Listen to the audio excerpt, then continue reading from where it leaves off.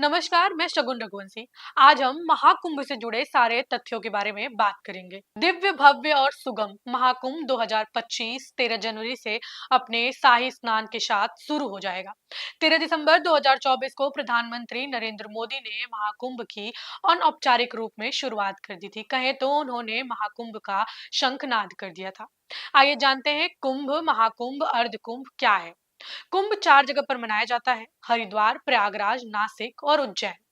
कलश को कुंभ कहा जाता है। कुंभ का अर्थ होता है घड़ा। इस पर्व का संबंध समुद्र मंथन के दौरान अंत में निकले अमृत कलश से जुड़ा है। देवता असुर जब अमृत कलश को एक दूसरे से छीन रहे थे, तब उसकी कुछ बूंदें धरती की 3 नदियों में गिर गई थी: गंगा, गोदावरी और शिप्रा नदी में। कुंभ को ही पूर्ण कुंभ भी कहते हैं। अर्धकुंभ क्या है? अर्ध का अर्थ है आधा। हरिद्वार और प्रयाग में दो कुंभ पर्वों के बीच 6 वर्ष के अंतराल में अर्धकुंभ का आयोजन होता है। पौराणिक ग्रंथों में भी कुंभ एवं अर्धकुंभ के आयोजन को लेकर ज्योतिषीय विश्लेषण उपलब्ध है। कुंभ पर्व हर 3 साल के अंतराल पर हरिद्वार से शुरू होता है और फिर प्रयागराज, फिर नासिक, फिर उज्जैन में लगता है। आइए जानते हैं कुंभ की पौराणिक कथा।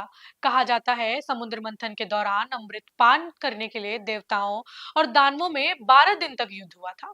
समुद्र मंथन की कथा में कहा गया है कि कुंभ पर्व का सीधा संबंध तारों से है। अमृत कलश को स्वर्ग लोक ले जाते समय जयंत को पूरे 12 दिन लगे।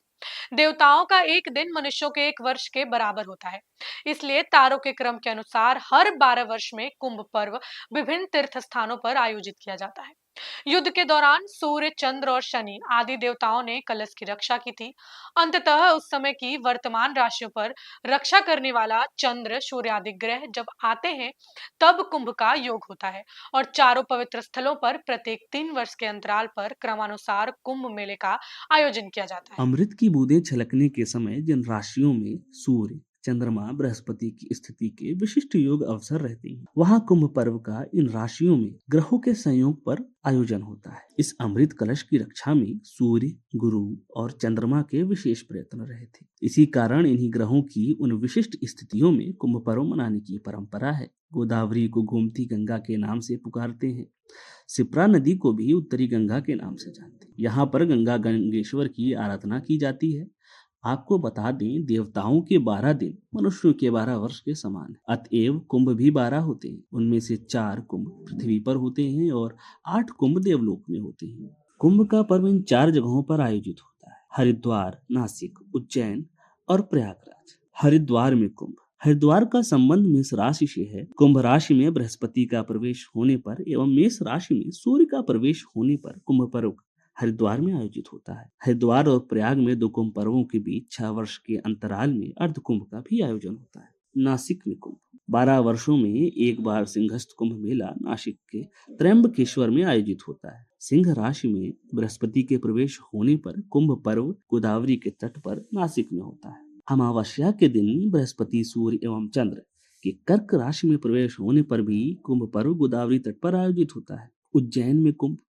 सिंह राशि में बृहस्पति एवं मेष राशि में सूर्य के प्रवेश होने पर यह पर्व उज्जैन में होता है। इसके अलावा कार्तिक अमावस्या के दिन सूर्य और चंद्र के साथ होने पर एवं बृहस्पति की तुला राशि में प्रवेश होने पर मोक्षदायक कुंभ उज्जैन में आयोजित होता है। आपको बता दें, इतिहास में कुंभ मेले की शुरुआत कब हुई, किसने की, इसकी किसी ग्रंथ में कोई प्रामाणिक जानकारी नहीं है। परंतु इसके बारे में जो प्राचीनतम वर्णन मिलता है वह सम्राट हर्षवर्धन के समय का है, जिसका चीन के प्रसिद्ध तीर्थयात्री हेनसांग द्वारा किया गया था। पुराणों के अनुसार ऐसा भी माना जाता है कि शंकराचार्य ने इसकी शुरुआत की थी। अब आपको बता दें, प्रयाग में कुंभ। प्रयाग कुंभ का विशेष महत्व इसलिए है क्योंकि यह 12 वर्षों के बाद गंगा, यमुना, सरस्वती के संगम पर आयोजित किया जाता है। ज्योतिष शास्त्रियों के अनुसार जब बृहस्पति कुंभ राशि में और सूर्य मेष राशि में प्रवेश करता है, तब कुंभ मेले का आयोजन प्रयाग में किया जाता है। महाकुंभ प्रत्येक 144 साल बाद जो कुंभ मेला आयोजित होता है, उसे महाकुंभ कहा जाता है।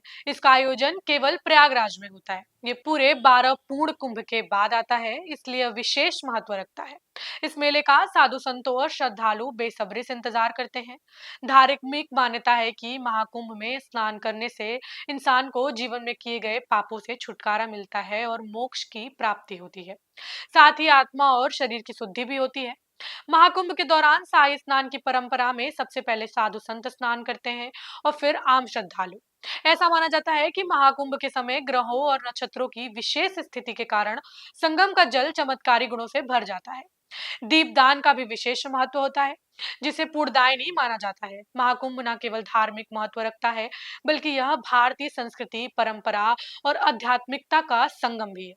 यह आयोजन दुनिया भर के श्रद्धालुओं को एक मंच पर लाता है, जहां वे आस्था और भक्ति और सेवा के इस महापर्व में सहभागी बनते हैं। आज के लिए बस इतना ही।